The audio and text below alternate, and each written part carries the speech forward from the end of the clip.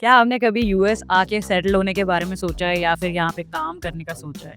If yes, then I want you to drop everything and just watch this video till the end. Because बहुत सारे लोगों को ऐसा लगता है that H1B is the only option. But in this video, I'll tell you about 3 visas which allow you to work in the US and they are not as tricky as the H1B.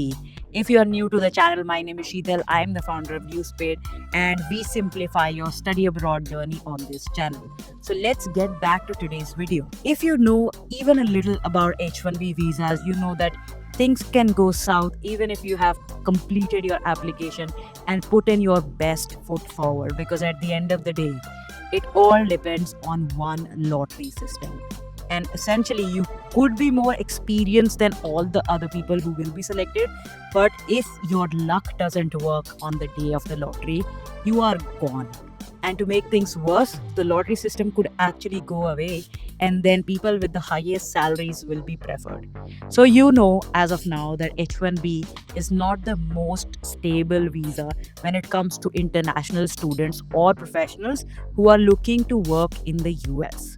So, here are 3 work visas that will allow you to get rid of that hassle every 3 years and will get you a boost in your professional life. First of all, we have the O visa, and I would call it the doorway to the US workforce. Because unlike the H1B visa, which requires a sponsor that essentially has to be your employer, in this visa, you don't require an employment or an employer to sponsor you. You can get an American citizen or somebody with a green card to become your sponsor. And by becoming your sponsor, they don't have any financial liability when it comes to the overall process of application. There are a few things that you need to take care of while you're applying for an O1 visa. And by the way, I am also on an O1 visa since 2024. So a lot of things in this visa category are coming from my own experience as well. A lot of people might just go onto the USCIS website and read the requirements and just give up on the hope of getting an O1 visa. But let me tell you, if you are working in your field for 3 to 5 years, have been able to do things outside of your work, have been able to attend some conferences, or have held leadership positions that could even be non-profits or professional organizations, I would tell you that you probably would qualify for an O1 visa. The requirements are also not too much. There are criteria listed on the USCIS website, and you just have to meet 3 of them. So, the eligibility criteria for an O1 visa include awards of national or international significance, membership in associations require outstanding achievement, media coverage or publications about you, judging the work of others in your field, original contributions of major significance, scholarly articles or published work, employment in critical role for distinguished organizations, and high salary or compensation compared to your peers. And the best thing is that you only have to meet 3 out of these 8 criteria to be eligible for an O1 visa. If you want me to make another video of my own experience of going through the prep work for my O visa, getting it approved, and then eventually going for stamping to India, let me know in the comments and I will make a separate video on my O1 visa experience. Another thing that I really like about the O1 visa is that it's a dual intent visa, which means that if you are on an O1 visa, you can also start your journey towards green card. And you will be surprised to know that O1 visa can actually act as the first step towards your green card journey if you're trying to aim the EB1 category, which is also the extraordinary abilities individual category, and O1 visa also happens to be of the same category. Every application has to satisfy some aspects of the legalese. You might think that an extraordinary ability individual might be extremely famous, or they might have like 100 patents on their name or 100 scholarly articles written by them, but the immigration law looks at all these O1 category eligibility criteria in a very, very objective way, and they also have a very linear way of looking at it. You might feel that if you haven't published 100 scholarly articles, you might not be eligible. But it all depends on how you present your application and how you make your case for every eligibility criteria that you're trying to prove. Next up, we have the big brother of O1 visa, and that is the EB1A green card category. A lot of people who apply for an O1 visa and get it have EB1A as their next step. Because the criteria in O1A and EB1A is a lot similar than all the other visa categories. And just like an O1 visa, you don't need an employer to sponsor your EB1A category green card. You can do so just by having a US citizen sponsor your application or a green card holder to become your sponsor. EB1A is one of the most sought after green card paths in the US and has the shortest wait time when it comes to individual green card applications. Currently, it has a lag of only 3 years, whereas a lot of people who are on H1B and have their green card applications in the process have to wait at least 8 to 12 years. Another noteworthy thing is that the eligibility criteria listed on the USCIS website for EB1A and O1 visa might sound very similar, but EB1A is the advanced version of O visa. So your accomplishments, achievements, and your track record has to be a lot more solid than you would require for an O1 visa. You will have to have senior positions on your resume. You will have to have a proven track record of leadership positions that you have held. You will have to prove that you have significant contributions in your field and professional organizations that are tied to your job. And just like the O1 visa had 8 criteria, EB1A category has 10 criteria. But the best part is that out of these 10 criteria, you only have to fulfill 3 to be able to get a valid EB1A category visa.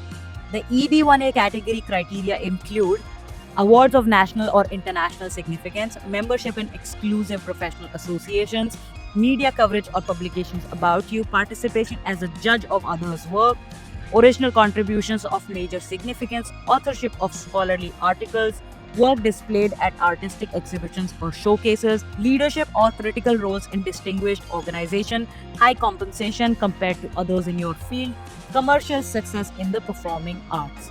While a lot of people in day-to-day work life might not qualify for the performing arts category, but there are still 9 criteria that you can try to fulfill. Next up, we have the EB2 NIW National Interest Waiver category for green cards. I call it the hidden gem of US immigration system because not a lot of people know about it and not many people are even exploring this as an option for a green card pathway. So to be eligible to apply for an EB2 NIW category green card, you have to have an advanced degree like a master's or PhD, or you can have exceptional skills in your field. But you will have to make sure that you are able to showcase that your work is in the favor of US national interest. And that is why it is called the National Interest Waiver category. If you are able to show that your work directly or indirectly benefits the US national interest, then you will be eligible for an EB2 NIW green card category. And the best part is, like the 2 visa categories I just discussed, this visa category also does not require any job offer or employer to sponsor you for this visa. This is completely self-petitionable. The eligibility criteria for EB2 NIW is that you have to have an advanced degree, master's or higher, or prove exceptional ability in your field. Then you also have to meet the National Interest Waiver test, which includes A, your work has substantial merit and national importance, B, you are well positioned to advance this work, and 3, it would be beneficial to waive the usual job offer or labor certification requirement. So, for example, you could be a medical entrepreneur from India developing low-cost, affordable devices for rural clinics. On paper, it might not sound a very flashy job or even turn into a billion-dollar startup. But if you apply for an EB2 NIW category green card, I am sure you will qualify because your work is a testament to the fact that you are dedicated to improve public health needs. And that directly aligns with the US national interest. If you're applying for any of these 3 categories, make sure that you vet your lawyer very, very carefully because a lawyer can either make or break your case. In all these categories, you practically have to put yourself in a case file to be presented in front of the USCIS. And if a lawyer doesn't understand your field, your job, your achievements, or your application at large, there is a high possibility that the lawyer will not be able to convey the same thing to the USCIS and you might get a rejection or an RFE. So make sure that you're hiring a good lawyer who has handled these kinds of cases before, and this is not their first time, because with experience they get to understand different criteria and how to present a case that satisfy at least 3 out of the criteria mentioned. So the big takeaway is that these 3 categories, the O1 visa, the EB1A green card, and the EB2 NIW, are proof that you don't have to wait and be at the mercy of H1B visa lottery. You can make your own path in the US only if you know what path do you want to walk on. The best part about these 3 visa categories is the fact that you don't need a job offer and you don't need an employer to sponsor you. So you are basically putting your case forward to the US immigration system. And what could be better than that? So 1 year from now, you could still be in India watching videos on how to move to the US, or you could wake up in cities like New York, Seattle, San Francisco. You will pour yourself a cup of coffee or tea and you will think to yourself that the dream that you saw once is actually your life now. So, from today onwards, stop undermining and underestimating yourself. Start believing in yourself a little more, and you will be surprised to know what all you can achieve. So, what are you waiting for? Start your study abroad journey today. And if you ever find yourself in a doubt or at a crossroads, that's exactly why we are building DueSpade.